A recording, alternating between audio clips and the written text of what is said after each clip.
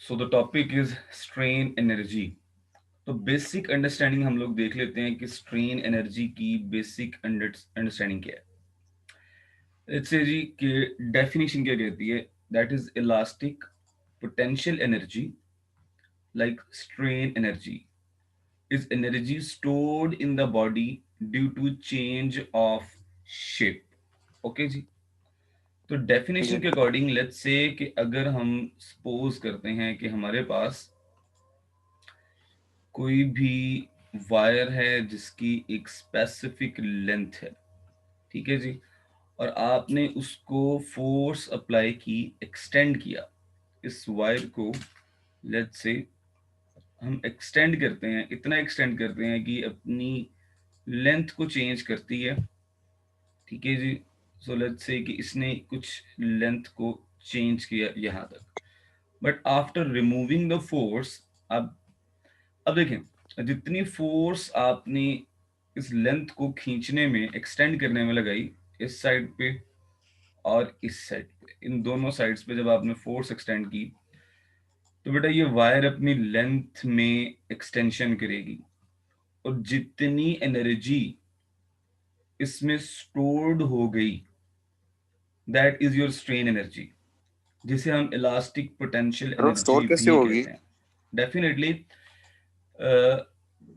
Simple psychologic है कि जब आप, अगर मैं इसको स्ट्रेन एनर्जी को या इलास्टिक पोटेंशियल एनर्जी को सिंपल फॉर्म में आपको समझाऊं, तो that is basically, let's say कि दैट इज ग्राउंड स्टेट।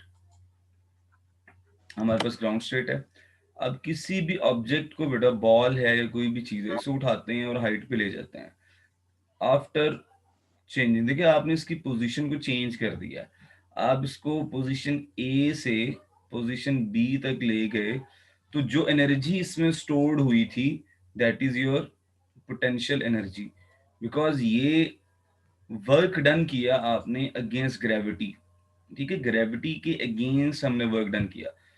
तो वर्क अच्छा, अच्छा, डन, अच्छा, अच्छा, हाँ, समझ या आ गई। तो हमने वर्क डन, जब भी वर्क डन करते हैं, तो लाइक ऑब्जेक्ट जो है वो मूव किया, उसने अपनी पोजीशन चेंज की, और उसमें एनर्जी स्टोर हुई थी, ग्रेविटेशनल पोटेंशियल एनर्जी।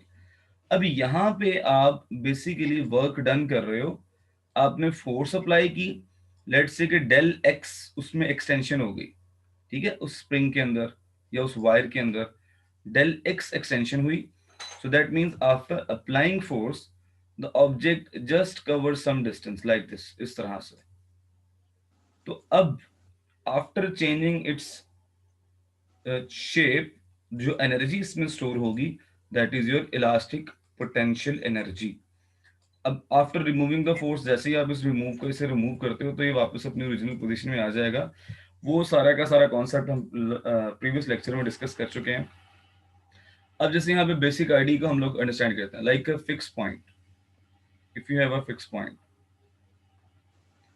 आप एक फिक्स पॉइंट से एक स्ट्रेच्ड स्ट्रिंग को अटैच कर रहे हैं, लाइक अ स्ट्रिंग।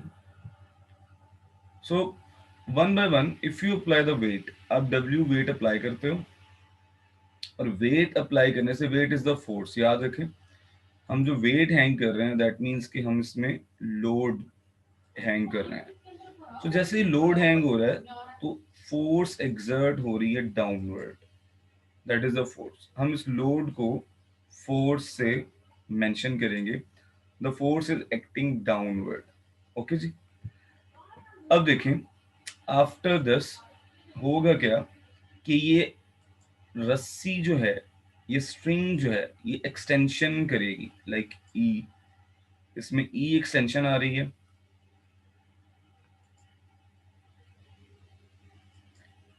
अब देखिए, जितना फोर्स आप एक्सर्ट करते जाओगे, उतनी ही एक्सटेंशन आएगी।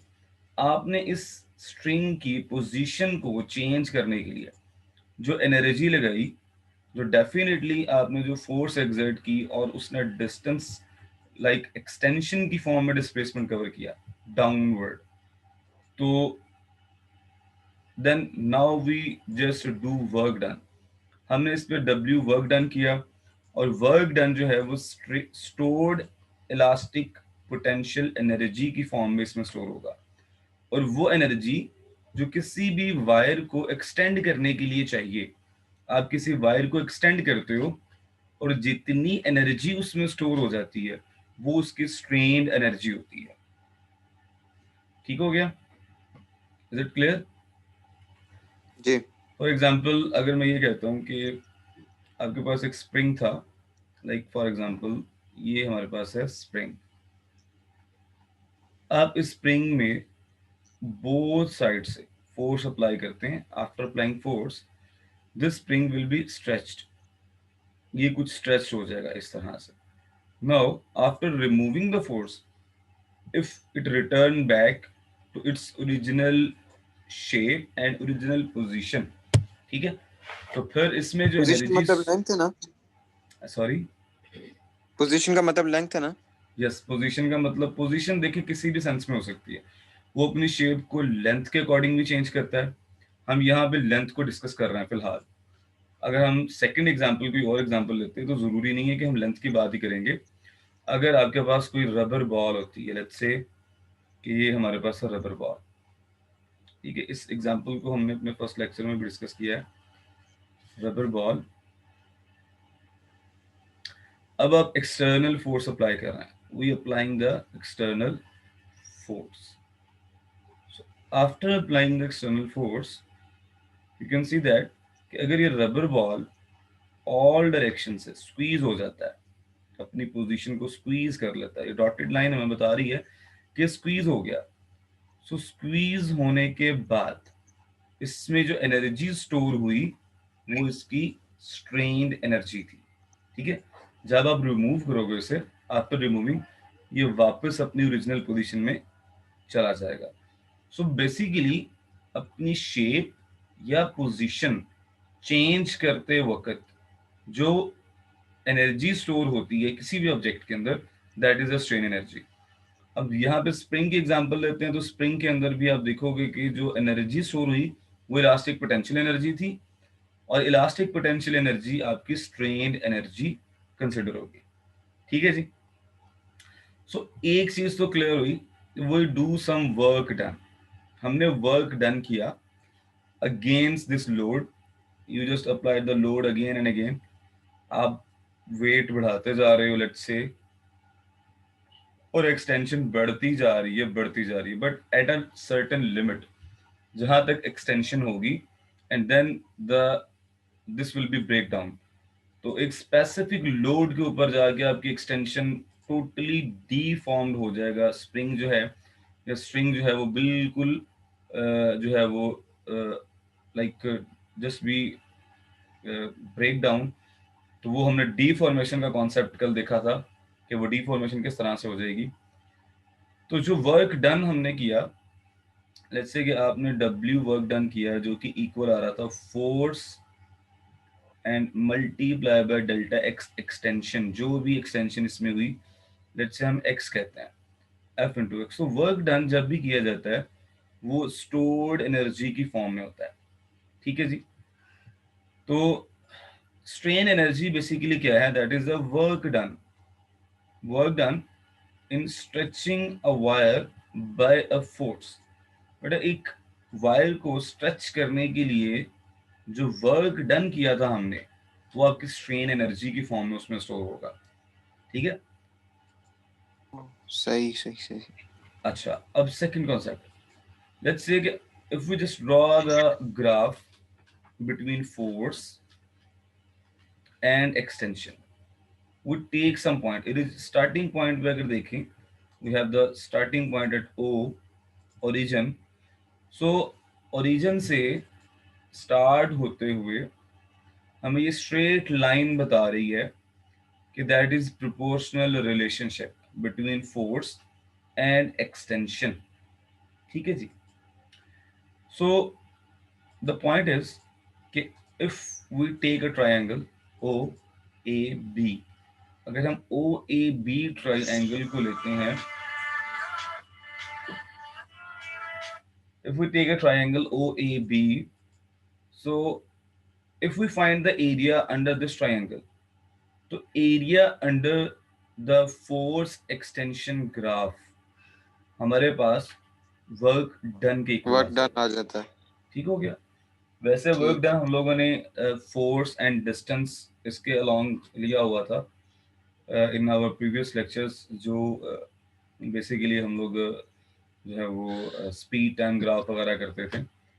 तो that is area under the force and extension. Extension भी एक तरह से डिस्टेंस ही कवर हो रहा है, वो स्ट्रेच स्ट्रिंग जो है वो अपना डिस्टेंस कवर कर रही है।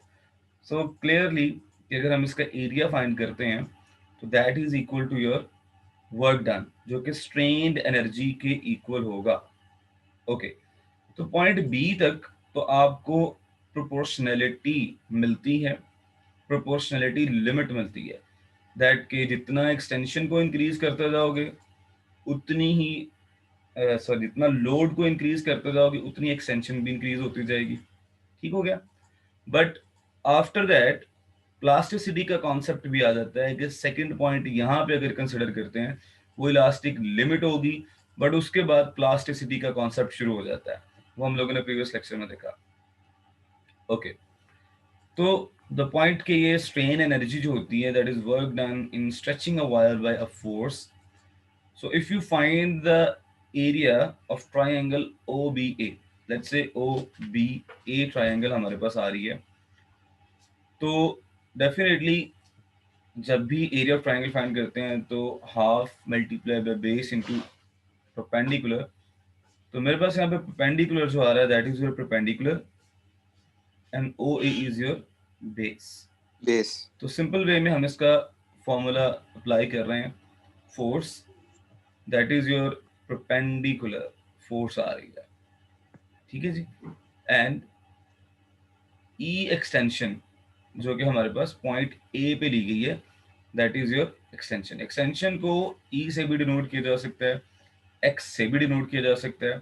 So finally we just find the formula of work done that is equal to 1/2 F E, this one. अब देखें, हम लोगों ने अपने प्रीवियस लेक्चर में पढ़ा था कि फोर्स जो है work done basically is equal to area under the graph. तो हमने area under the graph find किया।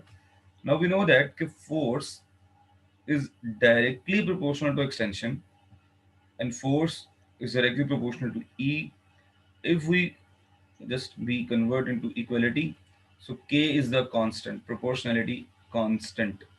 So K force is equal to KE. Now putting the value of force, आप इस equation में directly if you put the value of force, that will give you 1/2 KE square.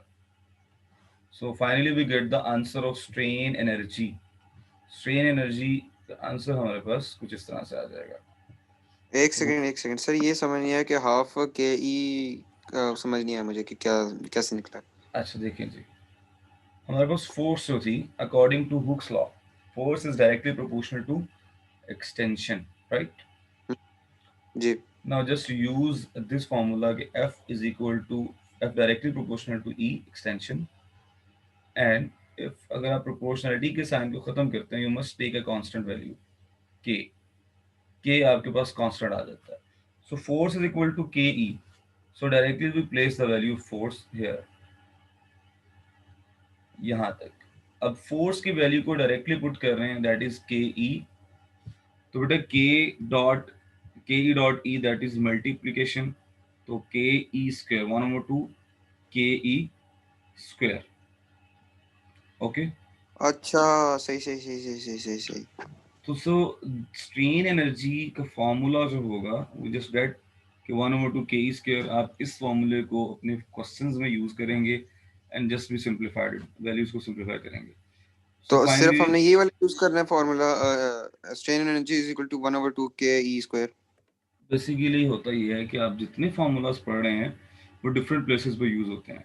Sometime वो आपसे अगर area के according question करता है तो फिर आप ये फार्मूला अप्लाई करेंगे, ठीक है। सही।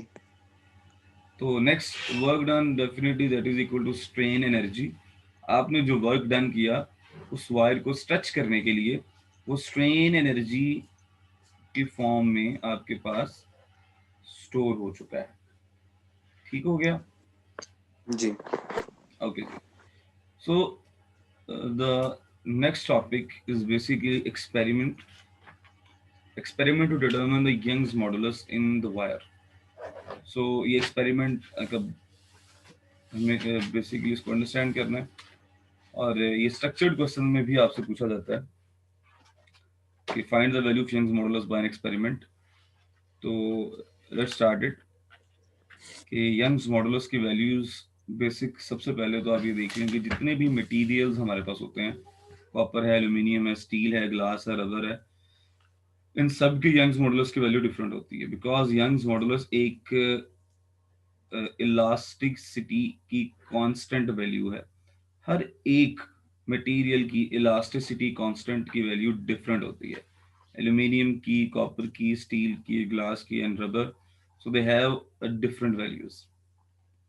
सर अगर इलास्टिसिटी की लिमिट जो है वो फोर्स के अंदर मैक्सिमम अगर फोर्स है, तो इसके अंदर प्रेशर की क्यों वैल्यू दी हुई है?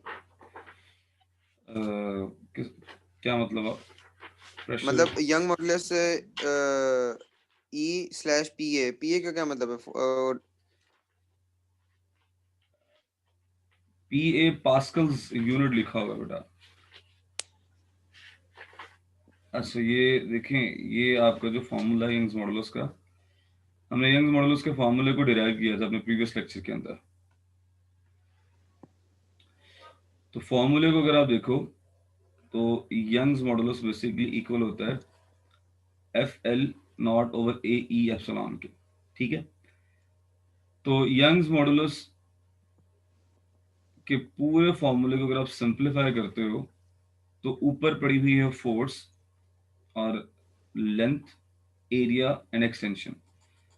तो अगर सिंप्लीफाई करें तो हमारे पास कैलकुलेशन के बाद जो यूनिट आता है वो इसका बेसिकली प्रेशर का यूनिट ही बनता है, यंग्स मॉडुलस का जो होता है।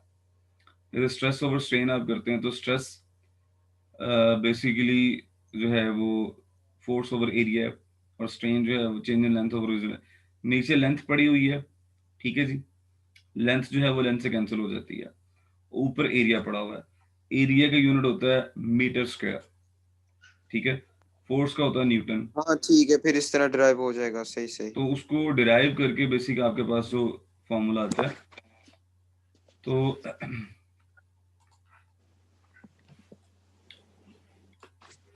यहाँ पे बेसिकली यंग्स मॉडुलस ई दिया हुआ है और साथ slash P A that is pascals. ठीक है, ठीक। ओके तो एक्सपेरिमेंट में कुछ इस तरह से है कि लेट्स से कि हम एक हैवी लोड लेते हैं and we just clamp the wire with a copper wire and take a paper flag with a reference mark। आप 1 मीटर की लेंथ पे अप्रोक्सीमेटली जो है ये पेपर मार्क करते हैं and then attach with the pulley. तो पुली से होते हुए wire just be connected by message. होगा क्या, हमें एक्सपेरिमेंट करते हुए सबसे पहले just find the original length of the wire. Total length इस पेपर मार्क तक कितनी है, नंबर वन।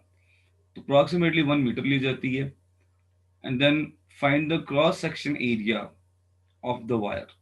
उस वायर का क्रॉस सेक्शन एरिया भी हमें फाइंड करना है विद लाइक डायामीटर फाइंड करेंगे तो एरिया ऑटोमेटिकली फाइंड हो जाता है। सो डायामीटर जब फाइंड करेंगे with the help of a micrometer screw gauge, तो वहां से आगे हम एरिया भी फाइंड कर सकते हैं। सो हमें करना क्या है, start the experiment by hanging loads. Mass को वन बाय वन हैंग करते जाएंगे एंड वी नो दैट कि अगर मास को हैंग किया जाए we get find the value of weight by F is equal to M g और W is equal to M g. तो वेट की वैल्यू को आप फाइंड कर सकते हो, जितना भी मास आपने हैंग किया, weight is a force and that is equal to M G. M G के अलॉन्ग जो है हम लोग फाइंड आउट कर सकते हैं। तो जितना मास बढ़ाते जाएंगे one by one, so definitely we can observe कि ये पेपर मार्क जो है दैट इज मूविंग फॉरवर्ड। ये कुछ एक्सटेंशन प्रोड्यूस करेगा with a wire so we just note that हमें यंग्स मॉडुलस की वैल्यू चाहिए, एंड वी नो दैट कि यंग्स मॉडुलस की जो वैल्यू होती है स्ट्रेस ओवर स्ट्रेन के इक्वल होती है। जो स्ट्रेस है और स्ट्रेन की जो वैल्यू है हमें उसे फाइंड आउट करना है। स्ट्रेस कहाँ से मिलेगा? By this one, force acting per unit area. जितना फोर्स की वैल्यू आप फाइंड कर चुके हैं, and now we get the area, cross section area find करेंगे, and then we find the value of stress, and then कितनी extension, let's say कि L naught इसकी ओरिजिनल लेंथ थी, ठीक है, एल नॉट, और जब एक्सटेंशन होना शुरू होगी तो डेफिनेटली इसकी लेंथ में एक कुछ ना कुछ खातिर ख्वाह इजाफा होने वाला है। वो जस्ट मैयर इट कि ओरिजिनल लेंथ एल नॉट है और एक्सटेंशन हुई एल, तो change in length strain, change in length over original length की वैल्यू हमें स्ट्रेन की रेशो बता देगी। तो स्ट्रेस ओवर स्ट्रेन की रेशो फाइंड करके we can find the value of Young's modulus. So points के साथ इसको डिस्कस करते हैं। लेट्स से कि original length, find first of all find the original length and cross section area of the wire must be measured, हमें measure करना है। Then copper wire is often used, experiment में basic copper wire को use किया जाता है because it gives larger and more measurable extension than a steel wire। Steel wire की निस्बत कॉपर में एक्सटेंशन जो है वो ज़्यादा होती है, एंड हम उसे इजीली मेजर कर सकते हैं, मेजरेबल होती है वो।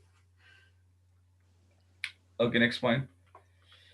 सो paper flag with 1 metre as a reference mark. Paper flag हम लोगों ने देखा कि वो जस्ट कनेक्टेड, पेस्ट करेंगे या इसको स्टक करेंगे इसके साथ, अप्रॉक्सीमेटली इसकी जो लेंथ होती है उसे 1 मीटर तक लिया जाता है, और फिर जो भी एक्सटेंशन होगी डेल एक्स जो हम फाइंड करना चाह रहे हैं, let's say del X change in length है और इसमें जो लेंथ हुई वो एक्स थी, या हम इसको एल भी कह सकते हैं, तो delta L change in length,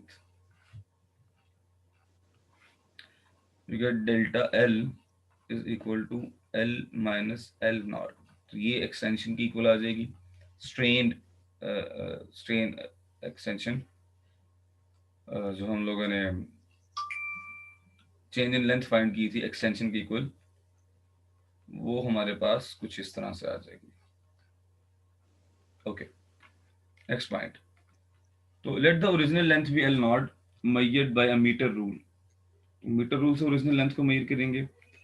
diameter d of a wire measured by a micrometer screw gauge। Micrometer screw gauge से हम लोग फाइंड कर सकते हैं डायमीटर। डेफिनेटली आप डायमीटर फाइंड करेंगे और फिर एरिया फाइंड कर सकते हैं by using this formula 1/4 pi d square. ठीक हो गया? ठीक। तो डायमीटर फाइंड हो गया डेफिनेटली। ओके, अब हमें क्या करना है? एज वी नो दैट कि stress is directly proportional to strain and E is the elasticity constant, और ये यंग्स मॉडुलस के इक्वल होगा। ठीक है जी? ओके, हम क्योंकि स्ट्रेस और स्ट्रेन के अकॉर्डिंग ले रहे हैं, तो यंग्स मॉडुलस E जो है that is equal to, definitely अगर हम E की वैल्यू को सेपरेट करते हैं, that is equal to stress over strain. Strain. अब स्ट्रेस क्या है?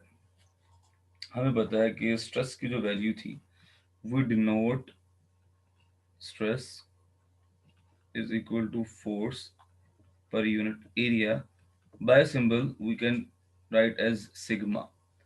हम सिग्मा से स्ट्रेस को डिनोट करते हैं। और फिर स्ट्रेन की वैल्यू क्या थी हमारे पास?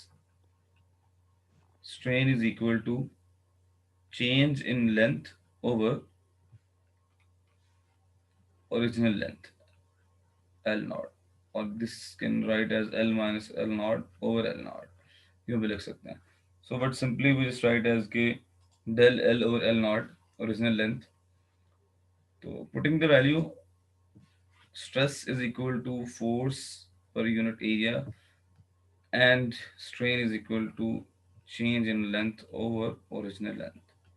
So finally if we simplify it, अगर इसको सिंप्लीफाई करते हैं तो वैल्यू कुछ इस तरह से आती है कि force L not over area into delta L. Now Young's modulus is equal to FL naught over area into delta L. Finally हम यंग्स मॉडुलस की वैल्यू को फाइंड कर सकते हैं by using this formula.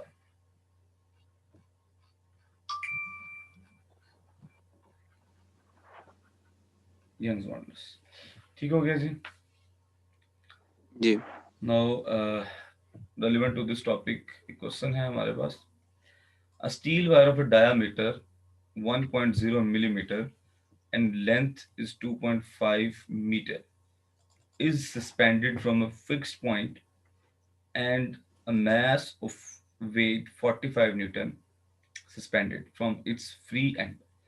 The Young's modulus of the material of the wire is 2.1 times this 10 to the power 11 pascals.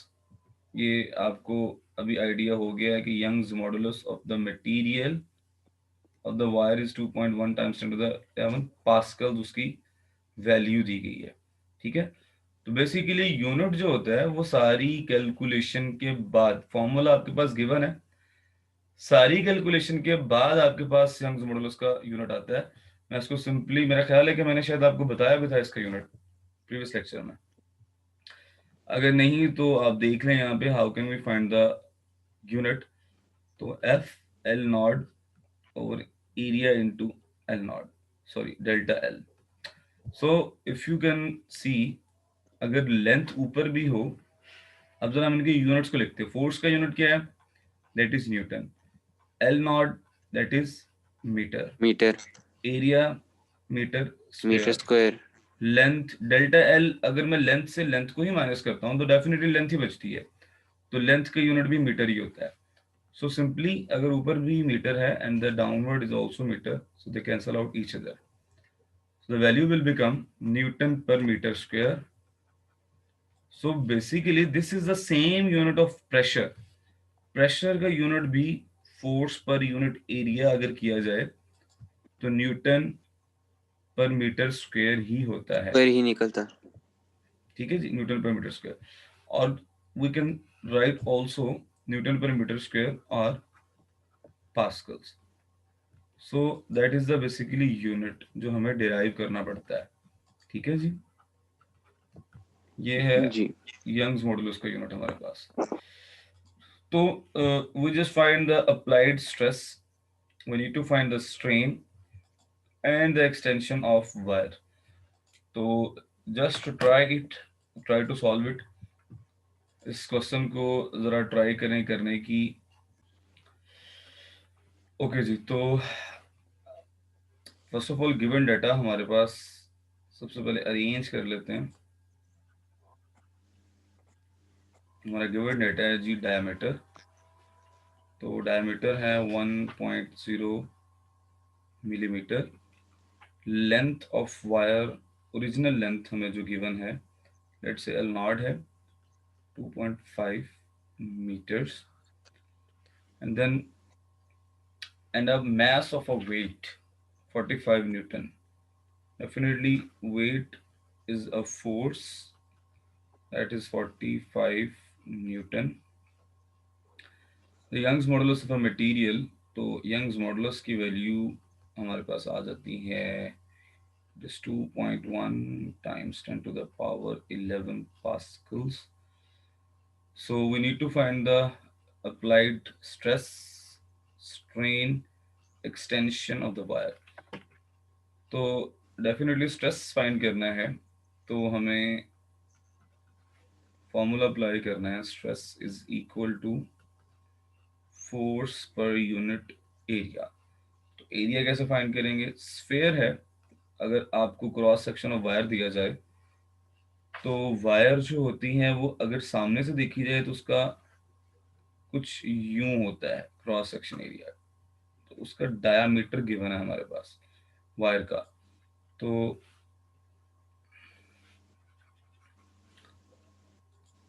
क्योंकि definitely wire जो है वो दिखने में बहुत छोटी डायमीटर की होती है. बट लेट्स से कि ये हमारे पास वायर का फ्रंट एरिया और ये इसका डायमीटर है.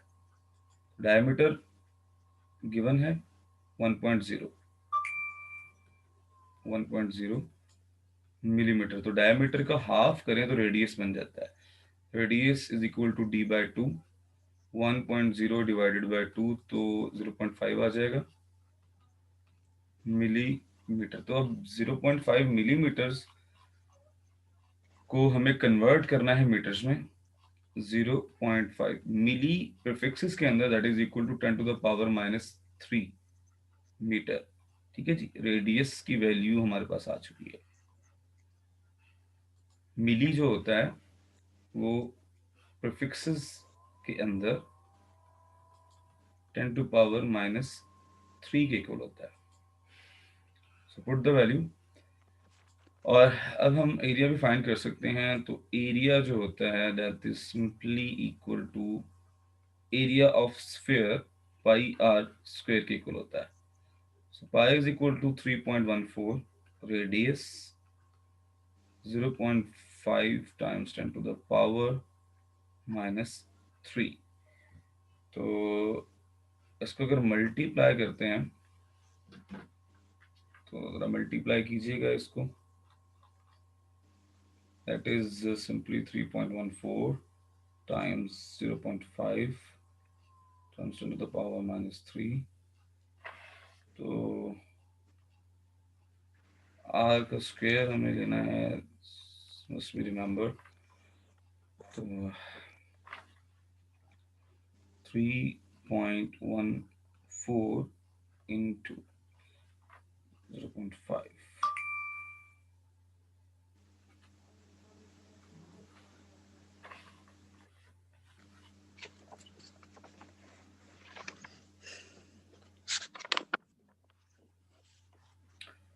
so 0.25 times 10 to the power -6।